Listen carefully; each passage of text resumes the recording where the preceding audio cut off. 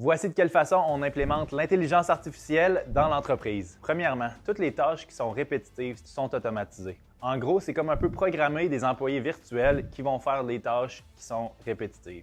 Au début, chaque employé virtuel est supervisé par un vrai membre de l'équipe pour s'assurer que les tâches sont bien exécutées, évidemment. Mais plus ça va, plus il y a de situations différentes qui se présentent, le AI va apprendre de ses erreurs et ne plus les reproduire la prochaine fois.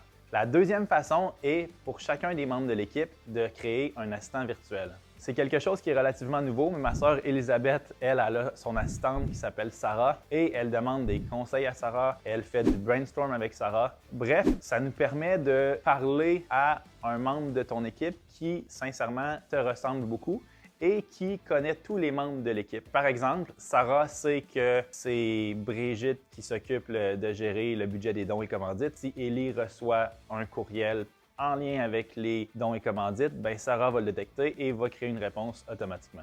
On a dans l'entreprise 2 personnes à temps plein qui font un job extraordinaire pour implémenter OpenAI, la grande famille de ChatGPT, dans l'entreprise. C'est vraiment cool puis vraiment excitant de voir tout ce que ça peut faire pour nous aider pour être plus efficace. Mais sur le long terme, est-ce qu'on devrait avoir peur de ça? C'est-à-dire, est-ce qu'un jour, des employés virtuels vont venir prendre la place de réels membres de l'équipe? Pour notre part, jamais qu'on va congédier quelqu'un pour le remplacer par un employé virtuel. Cependant, est-ce que ça fait qu'on embauche moins vite au fur et à mesure que la compagnie croît?